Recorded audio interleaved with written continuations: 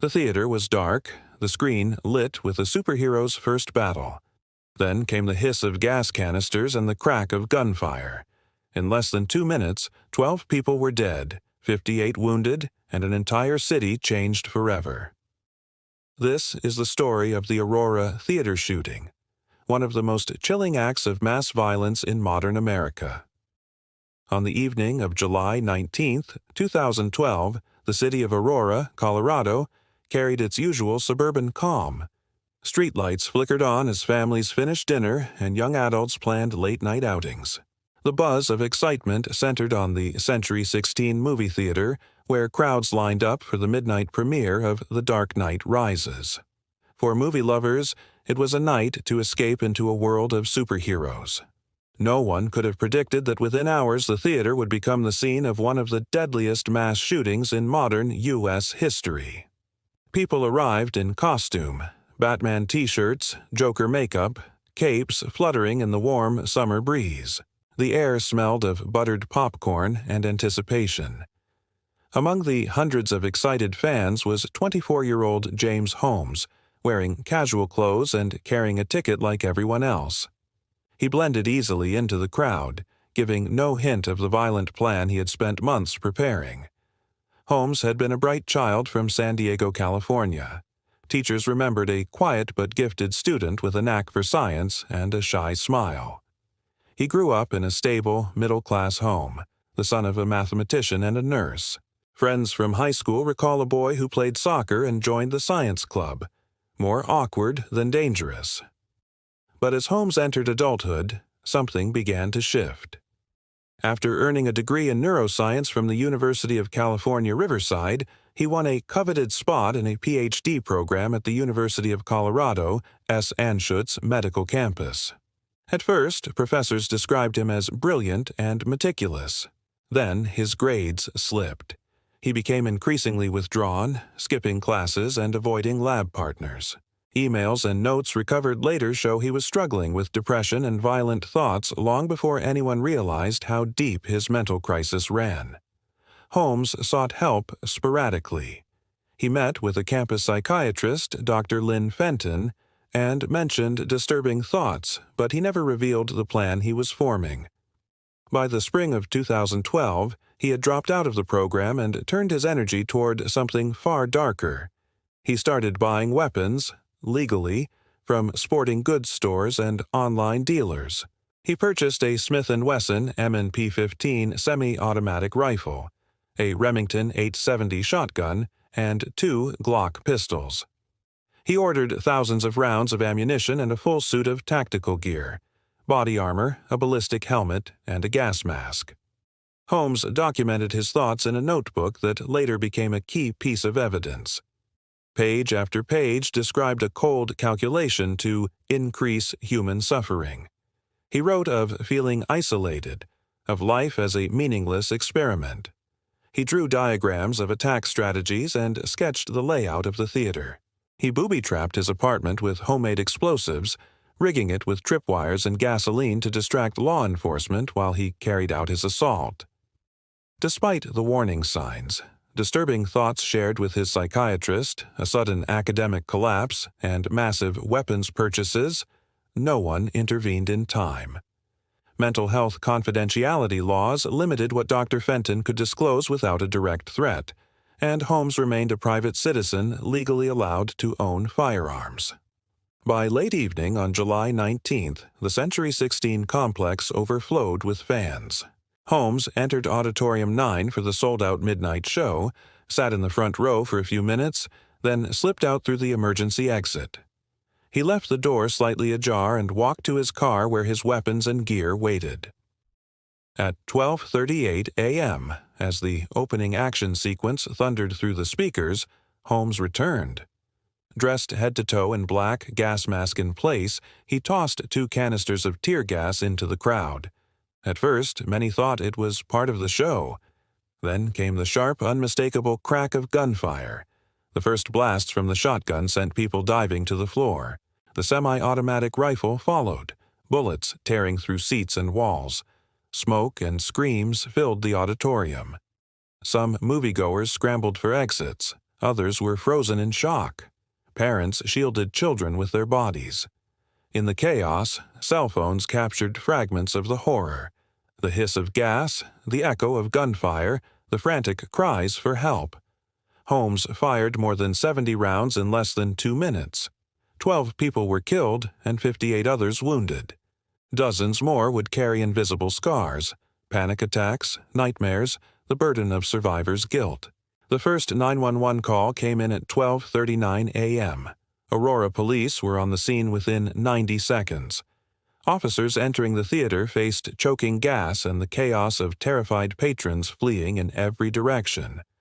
Unsure whether the gunman was still inside, they braved the darkness and carried victims to waiting ambulances, some using patrol cars when ambulances filled up. Outside, near his car, Holmes stood waiting. He did not resist. Wearing his full tactical outfit, he calmly told officers his apartment was booby-trapped. Investigators later confirmed a complex array of tripwires and explosives designed to kill anyone who entered. It took bomb squads 2 days to neutralize the threat. The dead ranged in age from 6-year-old Veronica Moser Sullivan, Moser Sullivan, to 51-year-old Gordon Cowden. Each had a story: a child excited for her first big-screen superhero movie, a Navy veteran enjoying a night out, a young man who died shielding his girlfriend. Their names would later be read aloud in court, each one a life cut short in an instant.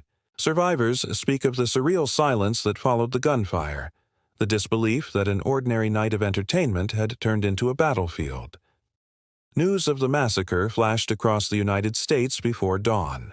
President Barack Obama and Republican presidential candidate Mitt Romney suspended campaign events and offered condolences. Vigils sprang up across Colorado. The event reignited heated debate over gun control, mental health, and the role of violent entertainment, conversations that continue to this day. In the months that followed, investigators pieced together the details of Holmes's meticulous planning. They traced every purchase of ammunition and tactical gear, every online order of chemicals for his booby traps, and every journal entry that revealed his methodical intent. Prosecutors charged him with 166 counts: murder, attempted murder, and possession of explosives. The trial began in April 2015 and stretched on for 5 months. It became one of the most closely watched court cases in the country. Prosecutors argued that Holmes was not a man suddenly overcome by madness, but a careful planner who knew exactly what he was doing. They showed the jury surveillance footage of Holmes calmly entering the theater and evidence of how he had legally purchased his weapons. The defense did not dispute the killings. Instead, they built their case around Holmes's severe mental illness, claiming he suffered from schizophrenia and was incapable of distinguishing right from wrong. 2 court-appointed psychiatrists testified that he was legally sane. 2 others, hired by the defense, said he was not. The jury listened to weeks of testimony from survivors and first responders who described the carnage in heartbreaking detail. When Holmes himself addressed the court, his words were halting and emotionless. He expressed no clear motive, only a vague acknowledgement of the pain he had caused. The jury ultimately found him guilty on all counts and rejected the insanity plea. Because Colorado law required unanimity for the death penalty, and at least 1 juror opposed it, Holmes was sentenced to life in prison without the possibility of parole. The verdict did not end the suffering. Survivors spoke of lives forever changed, years of surgeries, therapy, and post-traumatic stress. Some struggled with survivors' guilt, asking why they lived when others died. Families of the 12 people killed shared memories of loved ones who would never again celebrate birthdays or weddings, who would never return home from a simple night at the movies. Yet amid grief, there were stories of courage. 3 young men, John Blunk, Alex Tevez, and Matt McQuinn, died shielding their girlfriends. Their selflessness became a lasting symbol of heroism. Several survivors turned their pain into advocacy, campaigning for stronger gun safety laws and better mental health resources. While the trial unfolded, the public learned more about the explosives found in Holmes's apartment. Investigators described a sophisticated setup: tripwires connected to incendiary devices, bottles of gasoline and chemicals designed to trigger a massive fire. Holmes had hoped to divert police and firefighters to his apartment while he carried out the massacre, increasing the chaos and potential death toll. Bomb squads worked for 2 days to dismantle the traps, using a robot and controlled detonations to neutralize the danger. The Aurora shooting intensified national debate over gun control. Colorado lawmakers responded by passing legislation to require universal background checks and limit high-capacity magazines to 15 rounds. Advocates said these steps could prevent similar attacks. Opponents argued they infringed on Second Amendment rights. At the same time, the case spotlighted weaknesses in the mental health system.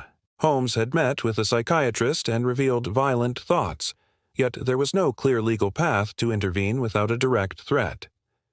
Experts and lawmakers wrestled with the balance between patient privacy and public safety, a debate that continues more than a decade later. 6 months after the shooting, the Century 16 Theater reopened, renovated, and renamed. The decision was controversial. Some survivors attended the reopening as an act of defiance, others could not bear to return. In 2015, a permanent memorial garden was dedicated in Aurora to honor those lost and those whose lives were forever changed. Each victim's name is etched into the memorial, surrounded by trees and a fountain meant to symbolize healing. Every year, on July 20th, families, survivors, and community members gather to remember. Candlelight vigils and moments of silence mark the anniversary. For those who were there, the sound of gunfire and the smell of tear gas may never fully fade, but the memorial stands as a testament to resilience and collective grief. The Aurora tragedy echoes through other mass shootings that have since followed in the United States. It highlighted how easily legally purchased weapons can be used for mass violence and how signs of severe mental illness can go unaddressed. For policymakers and citizens alike, it became a touchstone in discussions of public safety, gun rights, and mental health care. For survivors, the lessons are even more personal. Many speak of living with invisible scars, panic attacks in crowded spaces, nightmares of that night, sudden flashes of memory when they hear a loud noise.